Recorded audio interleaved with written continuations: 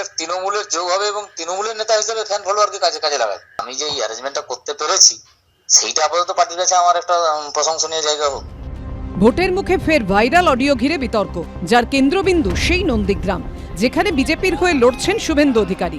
আর শুভেন্দু অধিকারীর বিরুদ্ধে তৃণমূল প্রার্থী করেছে তাঁরই একদা সহযোগী পবিত্র করকে। প্রথম দফায় 23 এপ্রিল ভোট রয়েছে নন্দীগ্রামে, অর্থাৎ বাকি মাত্র এক সপ্তাহ। এই আবহে সামনে এসেছে ফোনে কথোপকথনের এই ভাইরাল অডিও। আমাদের দলের একদমই শীর্ষ নেতৃত্ব থেকে আমার কাছে এটা নির্দেশ, এটা আমি আমার ইচ্ছায় তোমার সঙ্গে কথা বলিনি। যা যা সমস্যা আছে তার আর্থিক দিক থেকে শুরু করিয়া অন্যান্য সব দিকটা টোটাল আমাদের দল একদম উঁচু উপর থেকে এটাকে পুরা একদম নিষ্পত্তি করবে।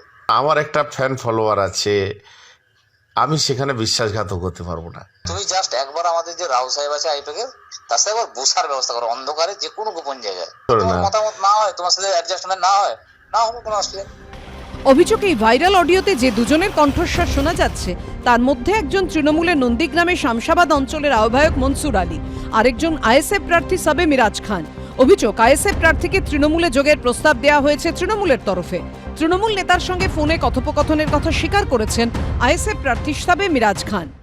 হোয়াটসঅ্যাপের মাধ্যমেই কথাটা হয়েছিল যে আপনি তৃণমূল কংগ্রেসে আসুন, তো সেখানে আমি নাকচ করেছি। ভাইরাল অডিওতে শোনা গেছে ভোট ভাগাভাগির প্রসঙ্গ।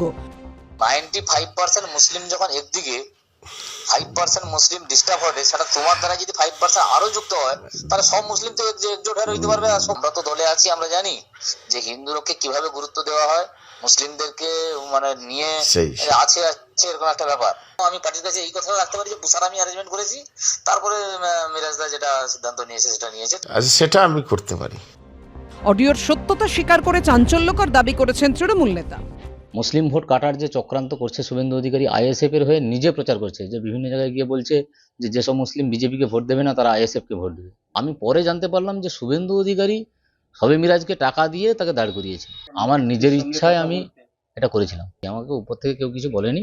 সাম্প্রদায়িক রাজনীতি করে ওরা, মুসলিম ভোটকে এক রাখতে হবে, তাই আইএসএফ লড়া যাবে না।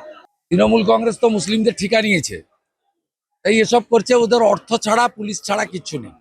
কোথায় কার বন্ধুত্ব সম্পর্ক, কাছাকাছি কে আছে না আছে, কারুর ব্যক্তিগত পার্সোনাল কিভাবে কে কথা বলতেছে, এ বিষয়ে আমার কোনো মন্তব্য নেই। এর কোনো প্রভাব কি এক সপ্তাহ পরের ভোটে পড়বে? উত্তর মিলবে চৌঠামে।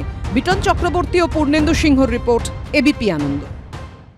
এবিপি আনন্দ, এগিয়ে থাকে, এগিয়ে রাখে।